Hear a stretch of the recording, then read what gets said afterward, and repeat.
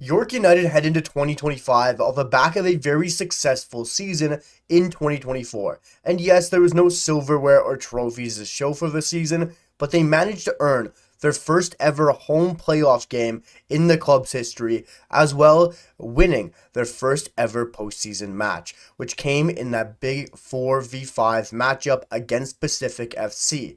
But this York United side finished in fourth place on 39 points, having 11 wins, 6 draws, and 11 losses, while scoring 35 goals and allowing 36 goals, and having their top goal scorer be Brian Wright on 9 goals, and he now departs this side in the offseason, which is a major loss. But like I said, they earned their first ever postseason win on home turf, a huge step in the right direction and a major win for York United. But they did all that this season while having 3 different managers on the touchline at various points in the season, which is a huge success for any club and a major win for York United, as they had the likes of course, the longtime standing York United manager in Martin Nash on the touchline. He was resigned of his duties, then stepped in his assistant in Mauro Eustachio, who then was replaced by Benjamin Mora, the Mexican who came in to steady the ship.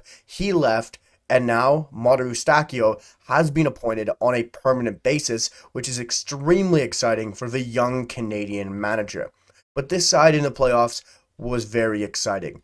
Didn't leave anything behind, as they of course won that 4v5 matchup against Pacific FC, being their first ever postseason win and on home turf. They advanced to the quarterfinal against another Ontario club in Atletico Ottawa, which arguably is up there for the best Canadian Premier League game in the league's history, as it went the length, the full distance, 120 minutes, an electrifying extra time. Shola Jimo shined, and this York United side played to their max, and unfortunately falling in that penalty shootout to Atletico Ottawa. And that is where York United's season finished, in that pivotal quarterfinal against Atletico Ottawa in penalties.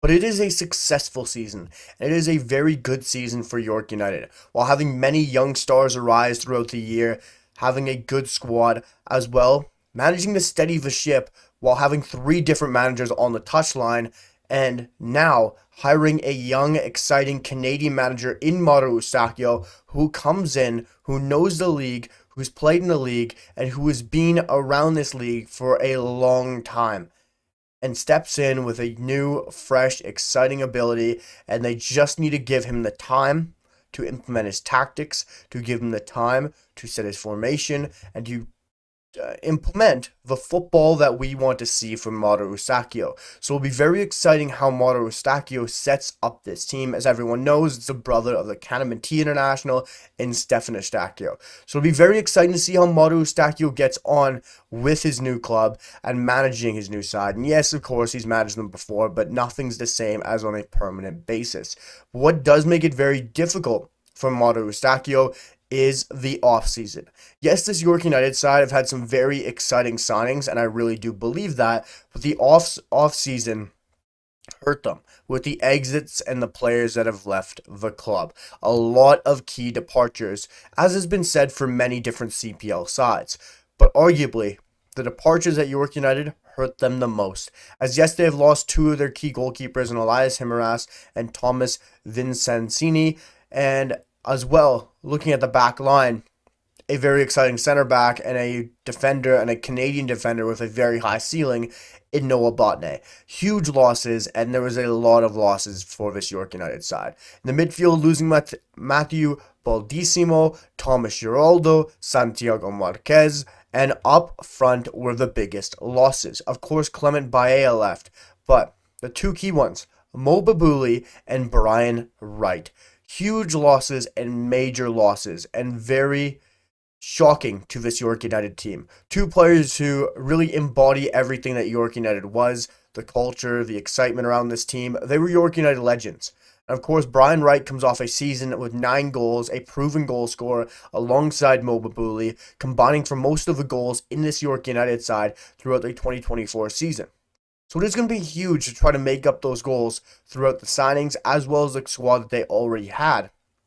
But when you lose two guys who are in their later 20s, early 30s, Nova League, well experienced, proven goal scorers, a true out and out number nines, it is a big loss. And it is always hard to replace a true goal scorer. But I really believe York United has done a very good job of replacing those goals with multiple different players.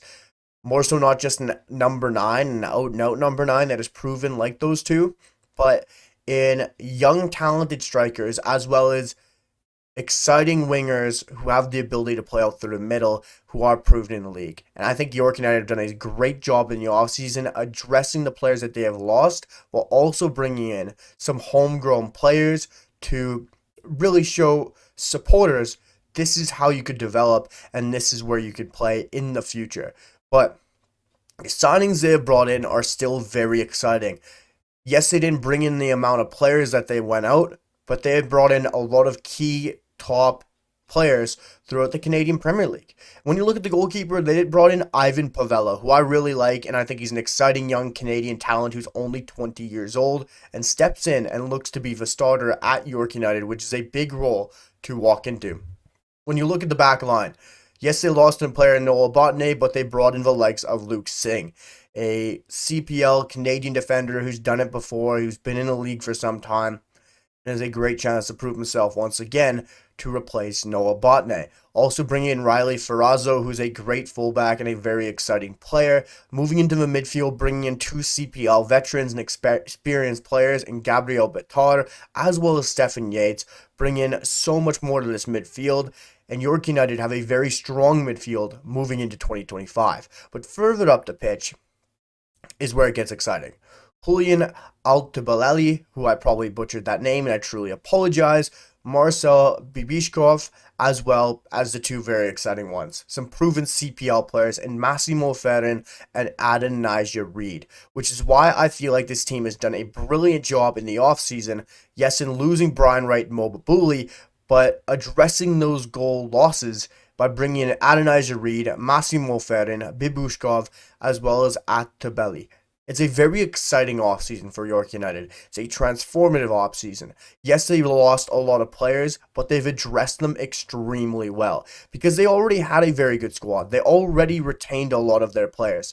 And yes, they still lost a lot of players, but the quality they still kept.